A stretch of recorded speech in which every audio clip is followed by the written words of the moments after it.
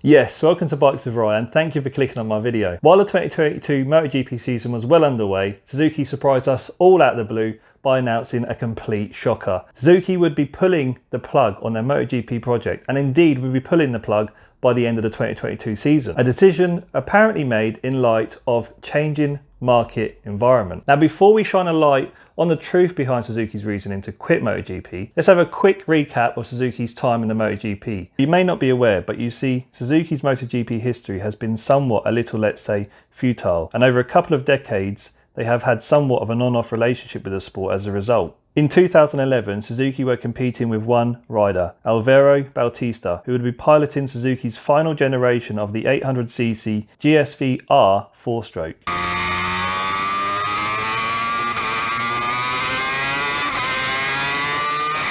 The bike performed rather as you might expect for a design that was radically changed from the previous year. Not very well. However, there really had to be a radical change, as Suzuki were finishing 4th in the Constructors' Championship year after year. And sadly, 2011 was no different. And following another 4th place finish, Suzuki then pulled out of the MotoGP for 2012, citing the need to reduce costs amid the global economic downturn. Does this sound like a familiar excuse? Interestingly, in no time at all, on the 30th of September 2014, Suzuki then announced that they would in fact make a return to MotoGP and participate from 2015. According to Suzuki, they actually temporarily suspended participation in MotoGP from 2012. The development of their 2015 competing GSX-RR had started in 2012, the year they departed MotoGP, and so I guess maybe it was only temporary. So 7 years later, here we are with once again Suzuki's departure from the MotoGP. Let's dive into exactly what is going on here. And once you learn as to the truth behind Suzuki's reason to exit MotoGP, well, it may not be so much of a surprise. MotoGP projects require a serious amount of cash. How much exactly? Well, a good guesstimate is circa 30 million euros for a season. And this can be money well spent if you are of course winning. And Suzuki done just that in 2020.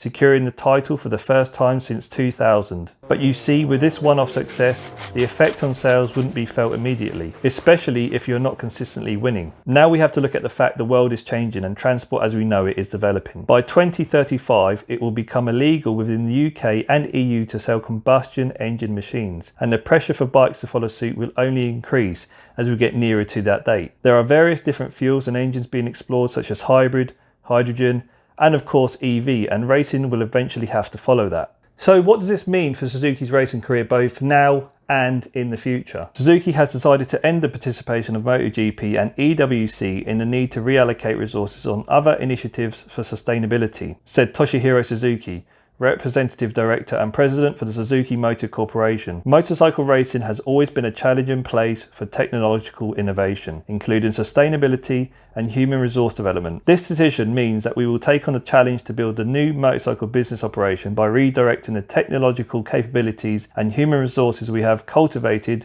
through the motorcycle racing activities to investigate other routes for sustainable society. Quite frankly, all this suggests that it will be in Suzuki's best interest to avoid pouring their financial resources into their current MotoGP project in the hope to one day make that a true success, all while MotoGP's petrol-powered machines have a looming expiry date. And so at this point it is worth mentioning Moto E, a class of motorcycle racing that uses only electric-powered motorcycles, which officially began in 2019 and is gaining a lot of momentum. So much so that in fact Ducati unveiled their first electric motorcycle this year, a prototype that starting from 2023 will compete in the Moto E World Cup, of which the Bologna-based motorcycle manufacturer will be a partner and sole supplier with 18 bikes on the track during each race weekend. In my opinion, Suzuki at this moment are developing their very own Moto E bike, and I believe we will well and truly see a strong return from Suzuki when the time is right. To not participate would be too damaging to their brand,